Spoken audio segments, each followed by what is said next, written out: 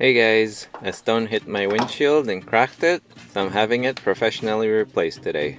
This installer has replaced more than 20,000 windshields, so he's gonna make it look really easy, but in reality, making just a small mistake when doing this is gonna ruin the whole job. So I'm just gonna sit back and watch him work his magic.